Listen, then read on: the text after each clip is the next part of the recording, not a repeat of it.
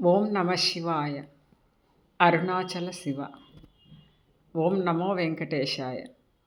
కార్తీక పురాణం 8వ అధ్యాయం. శ్రీహరి నామస్మరణ ధన్యోపాయం. వశిష్ఠుడు చెప్పినదంతా విని, మహానుభావ, తమరు చెప్పిన ధర్మములన్నింటినీ శ్రద్ధగా వింటిని. అందు ధర్మము బహు సూక్ష్మమనియు పుణ్యం సులభంగా కలుగుననియు, అది నదీ స్నానము, దీపదానము, ఫలదానము, అన్నదానము, వస్త్రదానము వలన కలుగుననియు చెప్పితిరి. ఇట్టి స్వల్ప ధర్మముల చేతనే మోక్షం లభించుచుండగా, వేదోక్తముగా యజ్ఞయాగాదులు చేసిన గాని పాపములు పోవని మీ వంటి మునిశ్రేష్ఠులే చెప్పుచుందురు కదా. మరి తమరు ఇది సూక్ష్మంలో మోక్షముగా కనబరిచినందుకు నాకు అమితాశ్చర్యం కలుగుచున్నది. దుర్మార్గులు కొందరు సదాచారములను పాటింపక వర్ణ సంకరులై రవరవాది నరక హేతువులకు మహాపాపములు చేయువారు. ఇంత తేలికగా మోక్షము పొందుట వజ్రపు కొండను గోటితో పెకిలించుట వంటిది. కావున దీని మర్మమును విడమర్చి విపులీకరించ ప్రార్థించుచున్నాను అని కోరెను. అంతటా వశిష్ఠుల వారు చిరునవ్వు నవ్వి, జనక మహారాజా, నీవు వేసిన ప్రశ్న సహేతుకమైనదే. నేను వేదాంగములను కూడా పఠించి తిని, వానిలో కూడా సూక్ష్మ మార్గాలున్నవి. అవి ఏమనగా సాత్విక, రాజస, తామసములు అని ధర్మము 3 రకములు. సాత్వికమనగా దేశకాల పాత్రలు 3ను సమకూడిన సమయమును, సత్వమను గుణము జనించి ఫలమంతయును పరమేశ్వరార్పితము కావించి మనోవాక్కాయ కర్మలచే నడిచిన ధర్మము. ఆ ధర్మమది ఎంతటా ఆధిక్యత గలదు.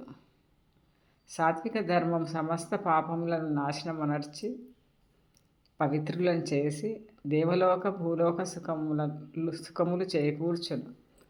ఉదాహరణముగా తామ్రవర్ణ నది సముద్రమున కలియు తావునందు స్వాతికార్తెలో ముత్యపు చిప్పలో వర్షబిందువు పడి దగదగ మెరిసి ముత్యమగు విధానముగా సాత్వికత వహించి సాత్విక ధర్మం ఆచరించుచు గంగా, యమున, గోదావరి, కృష్ణ నదుల పుష్కరాలు మొదలగు పుణ్యకాలములయందు దేవాలయములయందు వేదములు పఠించి సదాచారుడై కుటుంబీకుడైన బ్రాహ్మణునకు ఎంత స్వల్ప దానం చేసినను, లేక ఆ నదీ తీరమందున దేవాలయంలో జపతపాదులనరించినను విశేష ఫలమును పొందగలరు. రాజస ధర్మమనగా ఫలాపేక్ష కలిగి శాస్త్రోక్త విధులను విడిచి చేసిన ధర్మం. ఆ ధర్మం పునర్జన్మ హేతువై కష్టసుఖాలు కలిగించినది అగును. తామస ధర్మమనగా శాస్త్రోక్త విధులను విడిచి దేశకాల పాత్రలు సమకూడని సమయమున డాంబికాచరణార్థం చేయు ధర్మం. ఆ ధర్మం ఫలము నీయదు. దేశకాల పాత్రం సమకూడినప్పుడు తెలిసి కానీ తెలియక కానీ ఏ స్వల్ప ధర్మం చేసినను గొప్ప ఫలము నిచ్చును. అనగా పెద్ద కట్టెల గుట్ట చిన్న అగ్ని కణములతో భస్మమగునట్లు శ్రీమన్నారాయణుని నామము తెలిసి గాని తెలియక గాని ఉచ్చరించిన వారి సకల పాపములు పోయి ముక్తి నొందుదురు. దానికి ఒక ఇతిహాసము కలదు. అజామీలుని కథ. పూర్వకాలమందు కన్యాకుబ్జమను నగరమున 4 వేదములు చదివిన ఒక విప్రుడు గలడు. అతని పేరు సత్యవ్రతుడు. అతనికి సకల సద్గుణ రాశియగు హేమవతి అను భార్య కలదు. ఆ దంపతులు అన్యోన్య ప్రేమ కలిగి అపూర్వ దంపతులని పేరు బడసిరి. వారికి చాలా కాలమునకు లేక ఒక కుమారుడు జన్మించెను. వారు ఆ బాలుని అతి గారాభముగా పెంచుచు అజామీలుడని నామకరణం చేసిరి.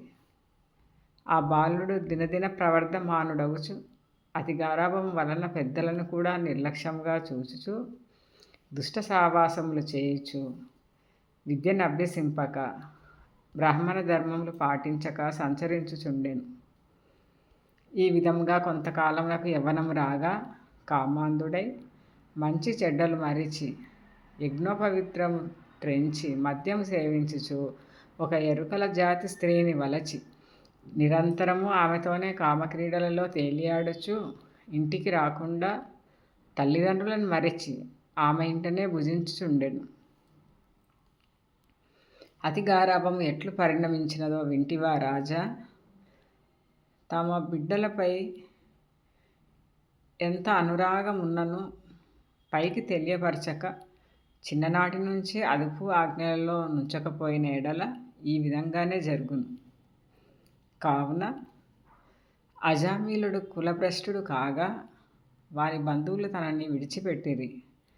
అందుకు అజామీలుడు రెచ్చిపోయి వేట వలన పక్షులను జంతువులను చంపుతూ కిరాత వృత్తిలో జీవించుచుండెను.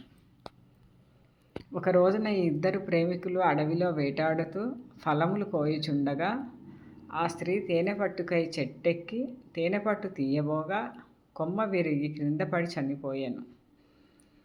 అజామిలుడు ఆ స్త్రీపై పడి కొంతసేపు ఏడ్చి తర్వాత ఆ అడవి అందే ఆమెను దహనం చేసి ఇంటికి వచ్చాను. ఆ ఎరుకల ఆమెకి అంతకుముందే ఒక కుమార్తె ఉండెను. కొంతకాలమునకు ఆ బాలికకు యుక్త వయసు రాగా కామాంధకారంచే కన్ను మిన్ను గానక అజామిలుడు ఆ బాలికను కూడా చేపట్టి ఆమెతో కూడా కామక్రీడలలో తేలియాడుచుండెను. వారికి 2 కొడుకులు కూడా కలిగిరి. 2 పురిటిలోనే చనిపోయిరి. మరలా ఆమె గర్భం ధరించి ఒక కుమారుని కనెను.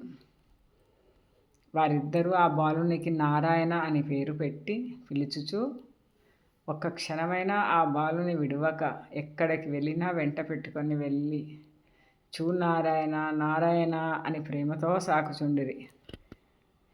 కానీ నారాయణ అని స్మరించిన ఎడల తన పాపములు నశించి మోక్షము పొందవచ్చునని మాత్రం అతనికి తెలియకుండెను. ఇట్లు కొంతకాలం జరిగిన తర్వాత అజామీలునకు శరీర పటుత్వం తగ్గి రోగగ్రస్తుడై మంచము పట్టి చావునకు సిద్ధపడి ఉండెను. ఒకనాడు భయంకరాకారములతో పాశాది ఆయుధములతో యమభటులు ప్రత్యక్షమైరి. వారిని చూచి అజామీలునకు భయము చెంది కుమారునిపైనున్న వాత్సల్యం వలన ప్రాణములు విడువలేక నారాయణ నారాయణ ఎనుచూనే ప్రాణములు విడిచెను. అజామీలుని నోట నారాయణ అను శబ్దం వినబడగానే యమభటులు గడగడ వనకసాగిరి.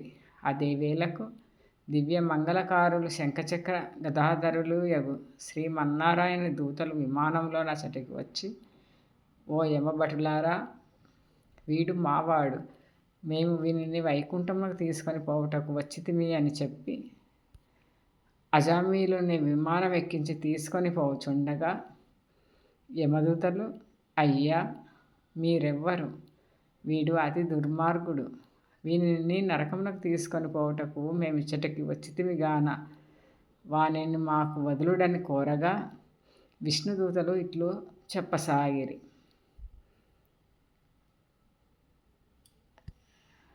ఇట్లు స్కాంద పురాణాంతర్గత వశిష్ఠ ప్రోక్త కార్తీక మహత్య మందలి 8వ అధ్యాయము 8వ రోజు పారాయణము సమాప్తం. సర్వే జన సుఖినో భవంతు. లోకా సమస్త సుఖినో భవంతు. శివార్పణం.